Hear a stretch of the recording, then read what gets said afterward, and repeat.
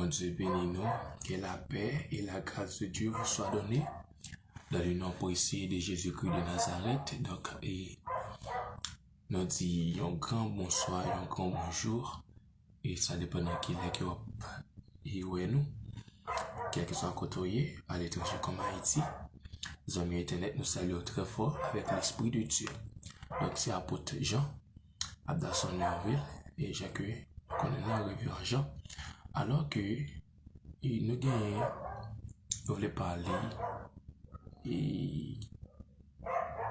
voulons parler de l'adoration. Adorer Dieu en esprit. Adorer en esprit. Donc alors, le repas du Seigneur, c'est un moment d'adoration par excellence. C'est le repas du Seigneur. Donc le repas du Seigneur est un moment d'adoration par excellence. Premier point que nous avons parlé, nous sommes capables de dire, il y a le besoin d'adorer présent chez tous les êtres humains, condition pour réellement adorer Dieu, définir ce qu'est l'adoration, différence entre l'adoration et la louange, ce que le Nouveau Testament nous enseigne concernant l'adoration. C'est ça qu'on a pour assoya.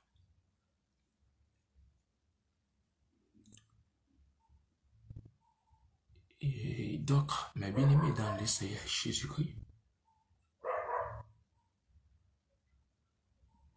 adorer est un besoin universel chez tous les êtres humains. Nous disons adorer est un besoin universel chez tous les êtres humains. Et surtout, la parole de Dieu nous dit dans Jean chapitre 4, le verset 24, il faut ceux qui l'adorent en esprit et en vérité. Donc, nous voyons que il y a un docteur et on appelle le docteur André Gianès, prix Nobel.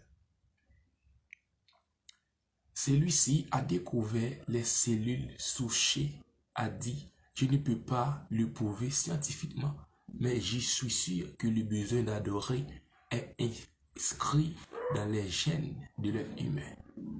Nous disons qu'il y a un monsieur qu'on appelle le docteur André Gianès, prix Nobel, c'est lui qui a découvert les cellules souches, a dit, je ne peux pas le prouver scientifiquement, mais je suis sûr que le besoin d'adorer est inscrit dans les gènes de l'être humain. Donc, nous voyons qu'il y a les anthropologues.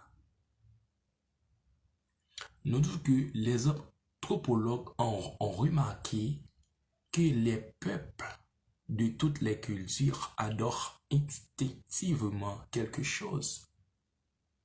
C'est un besoin universel profondément inscrit dans la fibre la plus profonde de notre être. Je vais reprendre pour vous. Nous disons que le docteur André Gianès, prix Nobel, celui-ci a découvert les cellules souches, a dit, je ne peux pas le prouver scientifiquement, mais je suis sûr que le besoin d'adorer est inscrit dans les gènes de l'être humain.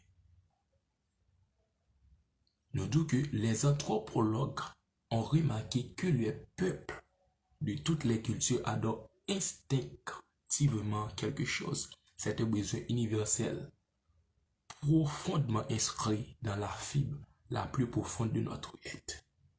Donc, sans le savoir, ce savant et les anthropologues disent ce que déclare la Bible, à savoir que nous avons été créés pour être en relation avec Dieu et pour adorer.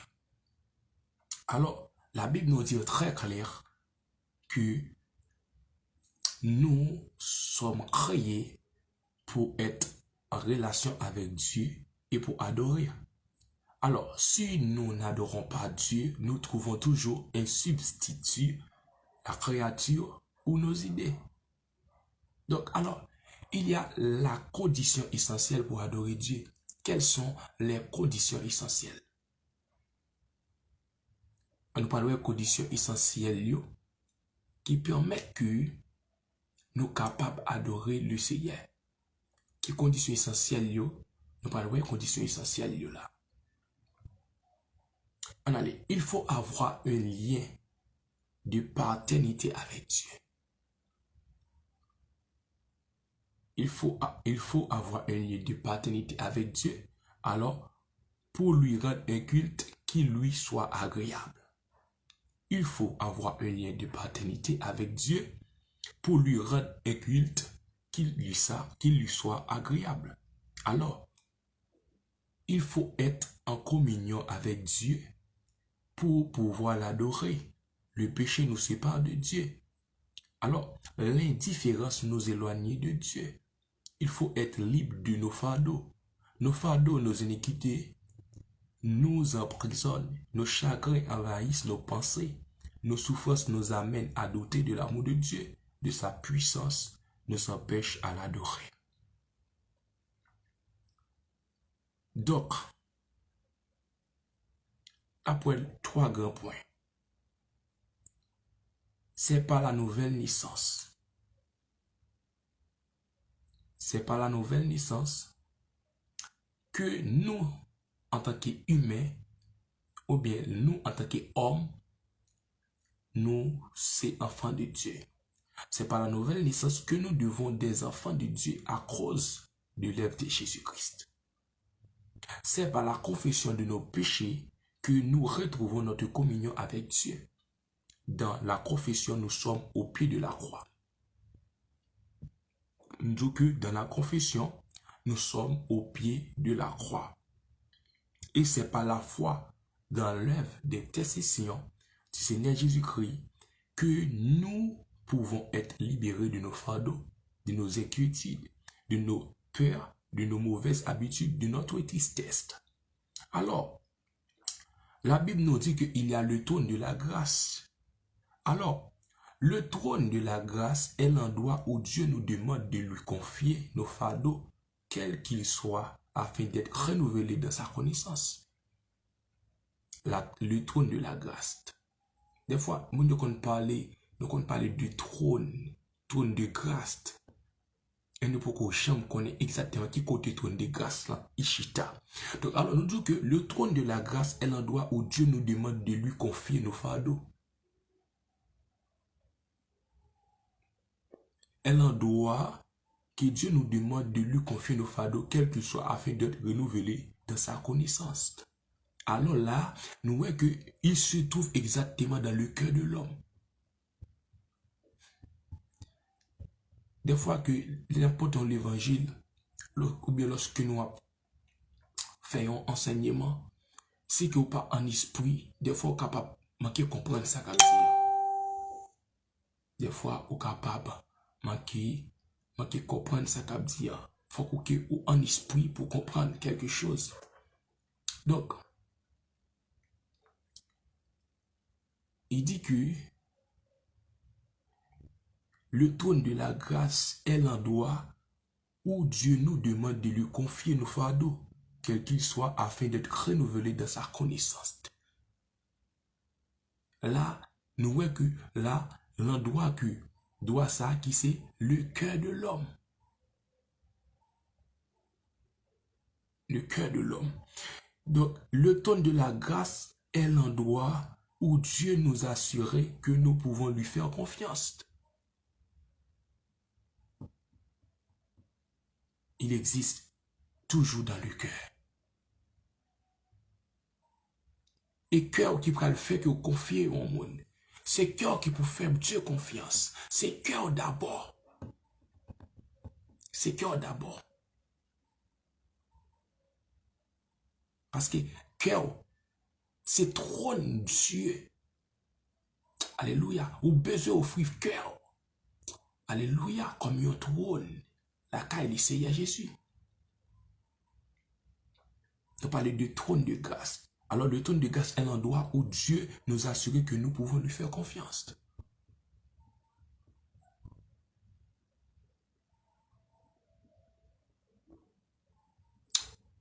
Gloire à Jésus. Alors, pour adorer Dieu, l'adoration se trouve au milieu du cœur. Si que cœur pas propre ou bien cœur pas appartient avec Dieu, ou bien cœur va adorer, mais ça pas sortir du cœur, donc Dieu va recevoir. Dieu va recevoir. Il va monter vers le trône. Et ça fait que le vrai adorateur adore Dieu en esprit et en vérité. Et ça fait la Bible nous dit que Dieu est en train de rechercher les vrais adorateurs. Lorsque nous-mêmes n'avons pas fait un enseignement, nous voulons comprendre étape par étape. Nous ne pas courir, nous ne pas presser.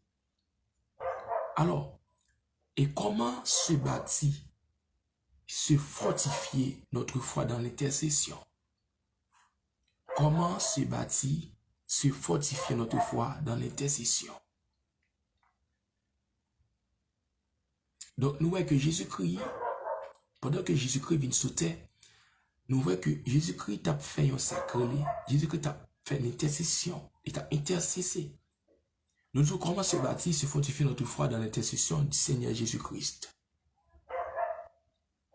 Mais comment que nous sommes capables? Alléluia. Mais comment nous sommes capables? Alléluia. En s'approchant de Dieu, personnellement, collectivement, pour lui dire notre amour. En s'approchant de Dieu, personnellement et collectivement, pour lui dire notre amour.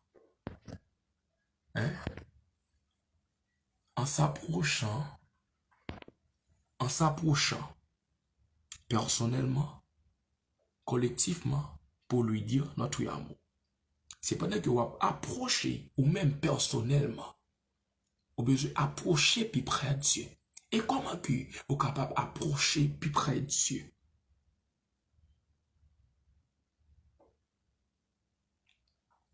Approcher plus près de Dieu, ou s'approcher de Dieu dans le lieu très saint. Approcher plus près de Dieu, c'est dans le lieu très saint qui correspond à notre vocation. Notre vocation. Donc, alors, la charge le plus importante des prêtres, c'était d'adorer Dieu et ensuite d'intercéder, de demander. Nous devons s'approcher de Dieu dans les lieux très saints correspond à notre vocation de prêtre. Le charge le plus important des prêtres était adorer Dieu, ensuite d'intercéder, de demander. Donc, adorer Dieu, c'est s'appliquer à l'aimer passionnément de toute notre force. Nous disons qu'adorer Dieu, c'est s'appliquer à l'aimer passionnément de toute force. Dans Matthieu chapitre 22, le verset 35 et le verset 36, que dit la parole de Dieu? La parole de Dieu nous dit que l'un des docteurs de la loi lui posa cette question pour l'éprouver. Maître, quel est le plus grand commandement de la loi?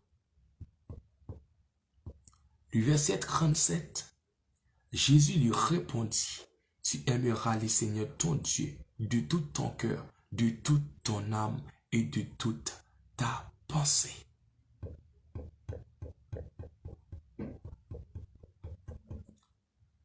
Ouais.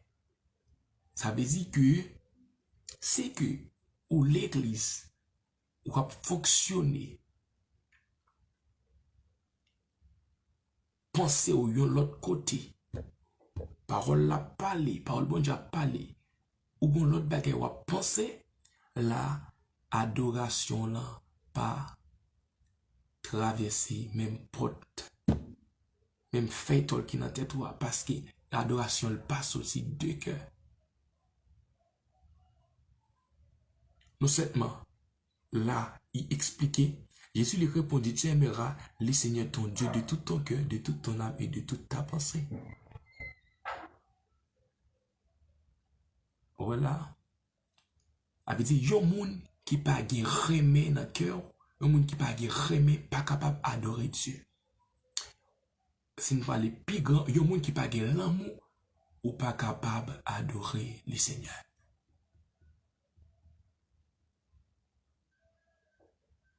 Premier bagay ou remet le Seigneur. Et qui gens que ou capable de remettre le Seigneur, si que ou parole le Seigneur. Quelle question, nous poser question. Comment que ou capable de remettre le Seigneur, si que ou pas capable de parole le Seigneur. Donc à chaque fois que vous remet frère ou remet soeur, c'est le Seigneur même qui remet. Et ça fait la Bible nous dire, aime ton prochain comme toi-même. Et dans Deutéronome 6, le verset 5, la parole de Dieu nous dit que tu aimeras l'Éternel ton Dieu de tout ton cœur, de toute ton âme et de toute ta force. Marc 12, le verset 30, tu aimeras le Seigneur ton Dieu de tout ton cœur, de toute ton âme et de toute ta pensée et de toute ta force. Donc, c'est que nous pas manifester l'amour envers frère nous, nous pas manifester l'amour envers soeur nous, donc, nous sommes capables de dire que ou pas adorer Dieu en esprit et en vérité. Non. Ou pas adorer Dieu en esprit et en vérité. Non. Donc, alors, en adorant Dieu pour qui il est, en adorant Dieu pour qu'il est, en adorant la personne de Dieu dans tous ses attributs et son caractère. Nous disons que en adorant la personne de Dieu dans tous ses attributs et son caractère. En louant Dieu pour ce qu'il fait. Donc, adoration et louange, quelle est la différence entre l'adoration et le louange? On peut faire une grande différence entre l'adoration et le louange. Donc, l'adoration, adorer, qu'est-ce que signifie adorer? Donc, lorsque où elle l'adorer, donc il y a le verbe se prosterner. Lorsque nous est adoré, il y a le verbe se prosterner, se courber contre terre, rendre des honneurs à Dieu, fléchir les genoux. Alors nous disons que lorsque nous voyons que l'adorer, il y a le verbe se prosterner, se courber contre terre, rendre des honneurs à Dieu, fléchir les genoux. Donc, louer. Par exemple, louer. Qu'est-ce que signifie louer?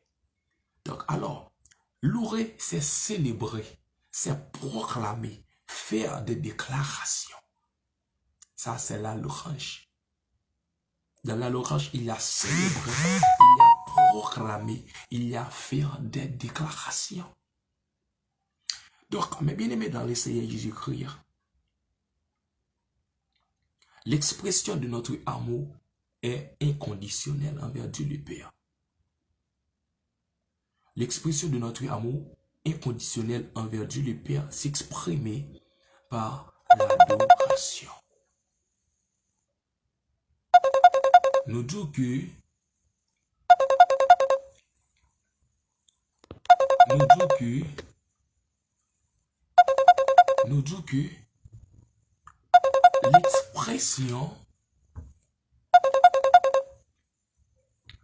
l'expression de notre amour inconditionnel envers Dieu s'exprimer par l'adoration.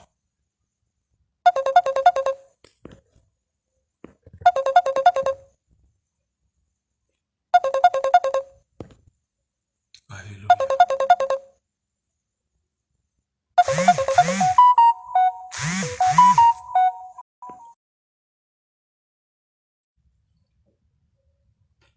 L'expression de notre amour inconditionnel envers Dieu, le Père, s'exprimer par l'adoration. Donc, on allait là. Nous disons que l'expression de notre reconnaissance, c'est l'amour pour ce qu'il fait ou a fait pour nous. De notre joie de connaître Dieu, de lui appartenir et s'exprimer par la louange. L'adoration, c'est s'adresser à Dieu dans ce qu'il est. Nous disons l'adoration, c'est s'adresser à Dieu dans ce qu'il est. La louange, c'est s'adresser à Dieu dans ce qu'il a fait pour nous. Et l'adoration est plus méditative, plus intériorisée, plus intime. Et la louange est plus explosive, plus extériorisée, plus éclatante. Donc, l'adoration produit l'acception de nos circonstances comme faisant partie de la volonté de Dieu pour nos vies. Alléluia. Alléluia. Alléluia.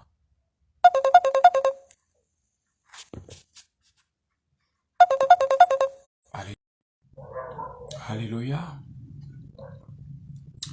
Donc, on continue. Qui s'accueille?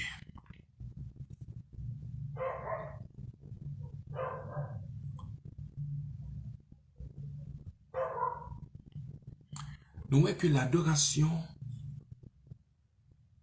produit l'acceptation de nos circonstances comme faisant partie de la volonté de Dieu pour nos vies.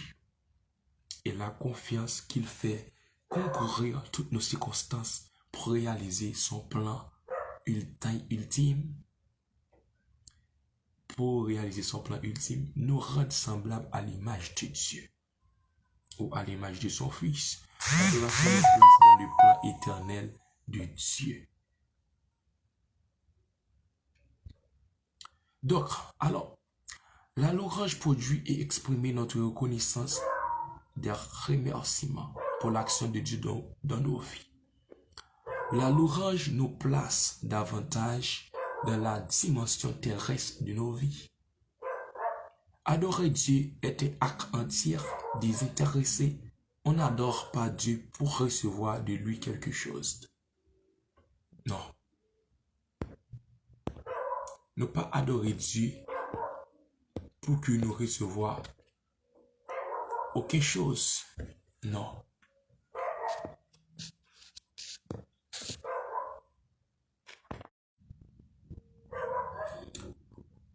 Ja.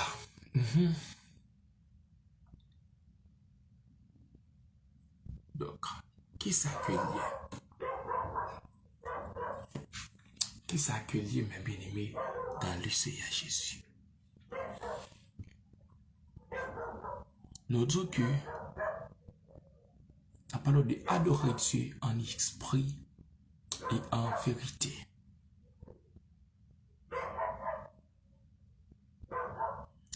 Adorer Dieu est un acte entièrement désintéressé, où on n'adore pas Dieu pour recevoir de lui quelque chose. Adorer Dieu, c'est s'approcher de lui dans le plus grand respect. D'après Psaume, chapitre 29, le verset 2, que dit la parole de Dieu? La parole de Dieu nous dit que rendez à l'Éternel gloire pour son nom. Adorez l'Éternel avec des ornements sacrés. Bon Dieu mignon, Maestro Pano, Maestro Junel, et dans une humble soumission, reconnaissant sa souveraineté absolue sur toutes choses et sur nous-mêmes. Nous dit que adorer Dieu est un acte entièrement désintéressé. On n'adore pas Dieu pour recevoir de lui quelque chose. Alors, adorer Dieu, c'est s'approcher de lui dans le plus grand respect. D'après Somme 21, verset 2, dit rendez à l'Éternel gloire pour son nom, adorez l'Éternel avec des honnêtements sacrés et dans une soumission, reconnaissant sa souveraineté absolue sur toutes choses et sur nous-mêmes. Donc, adorer Dieu, c'est reconnaître qu'il a tous les droits sur nous. Alléluia.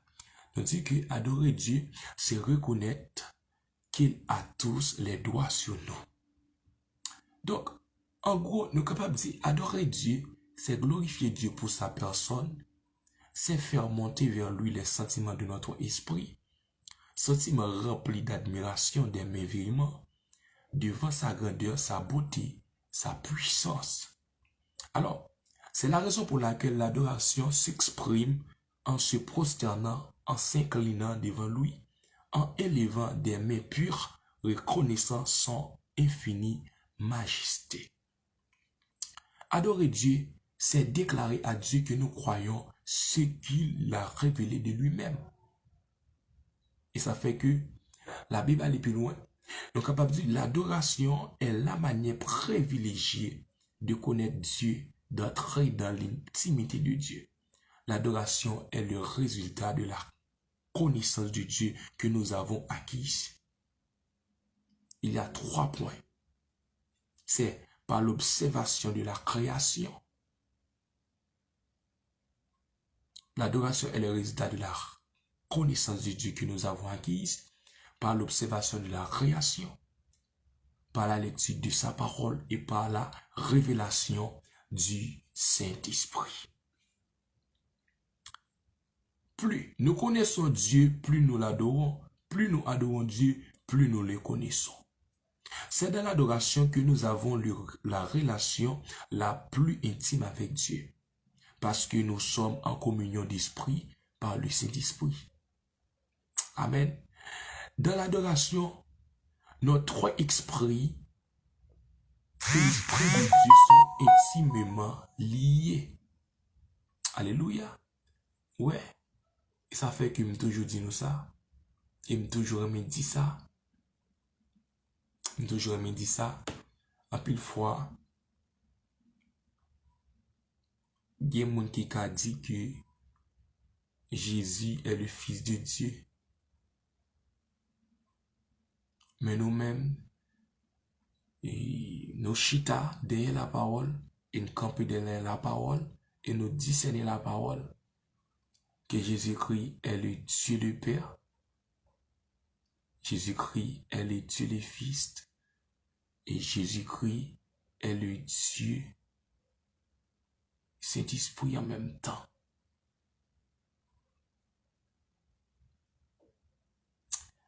Et ça nous dit là, il pense que quand le monde est étonné. Mais c'est de la parole, nous camper pour nous dire ça nous dit.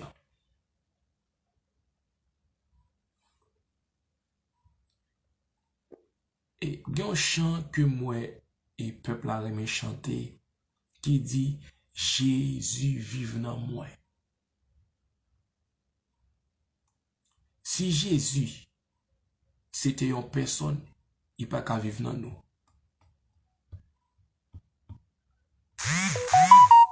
Pour Jésus vivre dans nous, il faut que Jésus soit un esprit. Et Jean 4, le verset 24 dit Dieu est esprit. Il faut ce qu'il adore en esprit et en vérité. Jésus est esprit. For Jésus c'est esprit. Et esprit est Dieu. Aïe. Dieu est esprit. Donc, nous ne pouvons pas être là, parce que pour nous détailler, pour qu'il plusieurs versets, plusieurs réflexions, pour nous débattre, pour nous chita, pour nous virer, pour nous tourner, pour nous être capable d'expliquer très clair ça que nous disons là.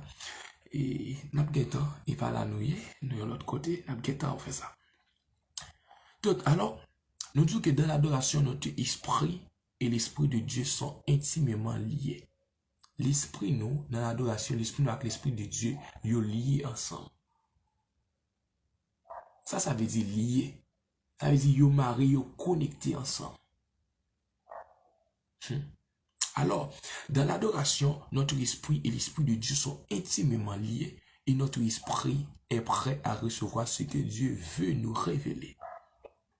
Et l'esprit nous tout prêt pour nous révéler ça que Dieu lui-même veut pour nous révéler. Alors, comment Jésus nous demande d'adorer? Jean 4, 23 et Jean 4, 24. Mais l'heure vient et elle est déjà venue où les vrais adorateurs adoreront le Père en esprit et en vérité. Car ce sont les adorateurs que le Père demande. Puisque Dieu est esprit, il faut ce qu'il adore en esprit et en vérité. Alors, nous les chrétiens,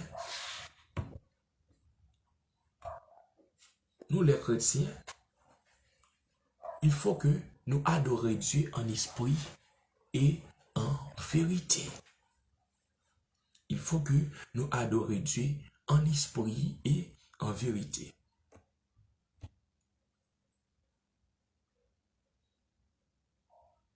Une vérité répétée 2 fois signifie qu'elle est d'une grande importance, qu'elle ne peut être changée, elle est immuable. Pour être un vrai adorateur ou pour être un adorateur que le Père demande,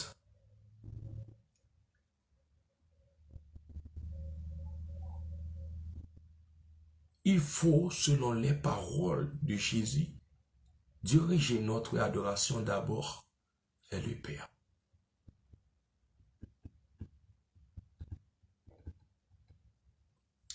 Il faut, selon les paroles de Jésus, diriger notre adoration d'abord vers le Père. Et les vrais adorateurs adoreront le Père. Les vrais adorateurs adoreront le Père. Pourquoi cette priorité au Père? On allait là. Pourquoi cette priorité au Père? On regarde. D'après 1 Corinthiens chapitre 8, le verset 6, la Bible nous dit, alléluia, ça fait que, faut que le monde comprenne la Bible c'est pas un bagage où on monte sur comme ça. Non, il faut qu'on ait l'esprit de discernement. Jésus-Christ, elle est Dieu le Père. Jésus-Christ, elle est Dieu le Père. Dieu le Père qui est esprit, qui descend dans votre mari, qui vient former encore. Là, qui vient prendre nom fils. On allait là. On regarde pour nous. Le Corinthiens chapitre 8, le verset 6. La Bible nous dit, pour nous, il n'y a que seul Dieu le Père. Pour nous, il n'y a qu'un seul Dieu le Père, de qui viennent toutes choses et pour qui nous sommes. De qui viennent toutes choses et pour qui nous sommes. Et un seul Seigneur Jésus-Christ, par qui sont toutes choses et par qui nous sommes. Nous, et moun qui parle français, on analyse deux ça pour nous en bagaille. Et Corinthiens 8, le verset 6. Pour nous, il n'y a qu'un seul Dieu le Père, de qui viennent toutes choses et pour qui nous sommes. Et pour qui nous sommes. Et un seul Seigneur Jésus-Christ, Seigneur qui signifie maître, ou Seigneur qui signifie Dieu. Alors, nous comprenons Jésus-Christ, par qui sont toutes choses et par qui nous sommes. Avait dit que, les prendre des textes à nous analyser ensemble, là, après Jésus-Christ est le Dieu le Père. Jésus-Christ est le Fils aussi. Et Jésus-Christ est le Saint-Esprit. Donc, alors, si nous voulons comme si, pour plus comprendre, les entrer dans le livre Matthieu, et pendant que Jésus-Christ a quitté Tessa, Jésus-Christ par la ses disciples, il dit, m'a envoyé un consolateur.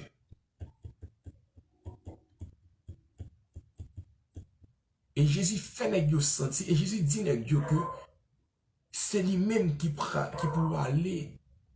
Il faut que je m'en aille. Il faut qu'il y aille pour le capable de voir consolateur. Pour qui ça?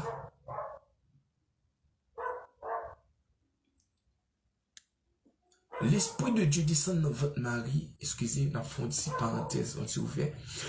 L'Esprit de Dieu descend dans votre mari, il prend forme petite. Il va regarder Jésus-Christ. Et dans Matthieu chapitre 13, le côté que je crois que il y aurait Emmanuel qui dit Dieu est avec nous.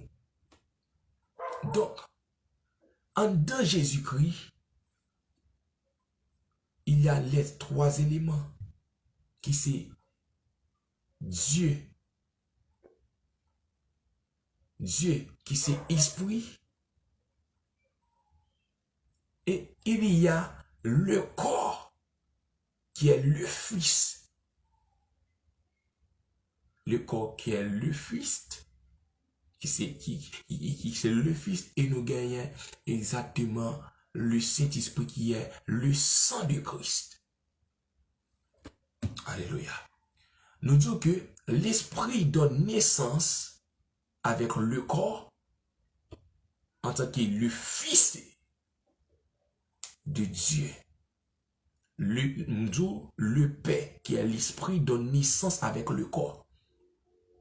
Le corps donne naissance à le sang, qui est le sang de Jésus, qui est le Saint-Esprit. Donc alors, et ça fait que, là que nous il me dit pour mettre un accent. Ça fait que nous devons diriger d'abord notre adoration vers le Père parce qu'il est celui de qui proviennent toutes choses et pour qui nous sommes. Nous disons que nous devons diriger d'abord notre adoration vers le Père. C'est parce qu'il est celui de qui proviennent toutes choses et pour qui nous sommes. 2. À cause de la mort de Jésus qui a payé pour nos péchés, le voile a été déchiré. Nous avons accès dans les lieux très saints, lieux de l'adoration, là où est la présence de Dieu le Père. Et nous disons qu'à cause de la résurrection de Jésus, les croyants sont désormais introduits dans la même relation que Jésus a avec le Père. Dieu veut maintenant être appelé le Père. Ah, attendez ça dit là. Dieu veut maintenant être appelé le Père. Dieu veut maintenant être appelé le Père. Donc, le Seigneur fait annoncer à ses disciples par Marie de Magdala, d'après Jean 20, le verset 17. Va avec mes frères et dis-le, je monte vers mon Père et votre Père, et vers mon Dieu et votre Dieu. Alléluia. Ouais. Dieu maintenant est appelé Père. Dieu est maintenant appelé Père. Le Seigneur fait annoncer à ses disciples par Marie de Magdala. J'en veux le verset 17. Va avec mes frères et dis-le, je monte vers mon Père. Je monte vers mon Père et votre Père et vers mon Dieu et votre Dieu. À la Pentecôte, le Saint-Esprit est descendu pour la première fois pour habiter de chaque croyant en leur donnant la vie de Jésus ressuscité. L'esprit que nous recevons est un esprit d'adoption qui nous introduit dans la famille de Dieu. Dieu fait de chaque croyant ses enfants des fils et des filles. L'esprit que nous recevons est un esprit d'adoption qui nous introduit dans la famille de Dieu. Dieu fait chaque croyant ses enfants des filles et des fils et des filles.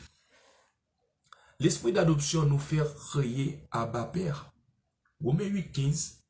Vous n'avez point reçu un esprit de servitude pour être encore dans la crainte, mais vous avez reçu un esprit d'adoption par lequel nous crions Abba Père. Et dans le verset 16, l'esprit lui-même rend témoignage à notre esprit que nous sommes enfants de Dieu. Alors, les vrais adorateurs adorent le Père en esprit et en vérité. Il faut ceux qui l'adorent en esprit et en vérité. Adorer en esprit signifie que notre esprit et l'esprit de Dieu sont intimement en communion. Amen. Amen. Et qu'il nous révèle quelque chose sur la personne de Dieu. Ce qui nous est révélé est durable dans le temps. Alléluia. Alors, mise en garde importante. Il ne faut pas confondre entre être ému par la musique et être touché par le Saint-Esprit. Donc, il ne faut pas confondre entre être ému par la musique et être touché par le Saint-Esprit. La musique n'est que moyen qui contribue à ce que nous exprimons à Dieu notre amour, mais elle ne peut remplacer l'action du Saint-Esprit ni produire quelque chose de spirituel. Adorer en vérité signifie que nous rendons à Dieu nos hommages. Au nom de Jésus, dispersé. Que nous lui disons notre amour, notre reconnaissance à partir de ce qu'il a révélé de lui dans la parole. J'ai 17, le verset 17. Sanctifiez-les par ta vérité. Ta parole est la vérité. Dieu veut que notre adoration nous change, nous transforme selon la vérité, qu'elle nous conduise à nous abandonner à lui, que notre intelligence soit renouvelée pour voir les choses de son point de vue. C'est dans l'adoration que le Saint-Esprit rend vivante et vraie pour nous personnellement les paroles de vérité. J'ai 14, verset 26. Mais le consolateur, l'Esprit Saint que le Père enverra en mon nom, vous enseignera toutes choses et vous rappellera tout ce que je vous ai dit. J'ai 14, 17, l'Esprit de vérité. Romains 8, 10, l'Esprit est en vie. Même si le Seigneur nous demande de diriger d'abord notre adoration vers le Père, comme il est lui-même Dieu. Waouh! Même si le Seigneur nous demande de diriger d'abord notre adoration vers le Père, comme il est lui-même Dieu, il mérite aussi notre adoration parce qu'il possède les mêmes attributs que Dieu. Nous devons l'adorer spécialement parce qu'il a accepté de donner sa vie pour accomplir l'œuvre de la rédemption. Tite 2, le verset 14, il s'est donné lui-même pour nous afin de nous racheter de toute iniquité et de se faire un peuple qui lui appartienne, purifié par lui et zélé pour les bonnes œuvres. Pour l'œuvre d'intercession qu'il accomplit actuellement en notre faveur. Hébreux 7, le verset 25, c'est aussi pour cela Jésus peut sauver parfaitement ceux qui s'approchent de Dieu par lui, étant toujours vivant pour intercéder dans leur faveur. Nous voyons que l'adoration de l'apôtre Paul, Éphésiens 3, le verset 14, je fléchis les genoux devant le Père. Le verset 15, de qui toute famille dans les cieux et sur la terre tire son nom. Le verset 16, afin qu'il vous donne sur la richesse de sa gloire d'être puissamment fortifié par son esprit dans l'honneur intérieur. Le verset 17, en sorte que Christ habite dans vos cœurs par la foi, étant enraciné et fondé dans l'amour. Le verset 18, que vous puissiez comprendre avec tous les saints quelle est la largeur, la longueur, la profondeur et la hauteur, et connaître l'amour de Christ, qui surpasse toute connaissance, en sorte que vous soyez remplis jusqu'à toute la plénitude de Dieu. Donc, comme là, demain, si Dieu veut, premier point d'apprendre, c'est adoration dans le ciel. Nous allons parler de l'adoration dans le ciel, Apocalypse 7, le verset 9. Nous allons parler de ça. Demain, si Dieu veut, nous apprenons adoration dans le ciel, ou bien nous allons tout prendre. Adoration dans le ciel. Regardez l'adoration dans les cieux pour finir. Apocalypse 7, le verset 9. Après cela, je regardai et voici, il y avait une grande foule que personne ne pouvait compter, de toute nation, de toute tribu, de tout peuple, de toute langue. Ils se tenaient devant le trône et devant l'agneau, revêtus de robes blanches et des palmistes dans leurs mains. Et ils criaient d'une voix forte en disant, le salut est à notre Dieu qui est assis sur le trône et à l'agneau. Et tous les anges se tenaient autour du trône, des vieillards et des 80 vivants, et 4 êtres vivants.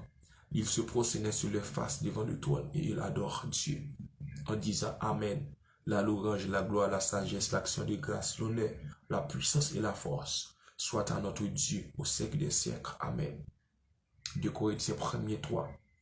Béni soit le Père de notre Seigneur Jésus-Christ, le Père des miséricordes et le Dieu de toute consolation, que nous console dans toutes nos afflictions, afin, par la consolation dont nous sommes l'objet de la part de Dieu, nous puissions consoler ceux qui se trouvent dans l'affliction. Mais bien, dans le Seigneur Jésus-Christ, regardez que bon Dieu béni, que bon Dieu couvre, que bon Dieu cache, que Dieu serre, que Dieu fait au travers au nom de Jésus. C'est là notre campé. Et merci Dieu veut à continuer avec vous. Bon Dieu béni. Amen.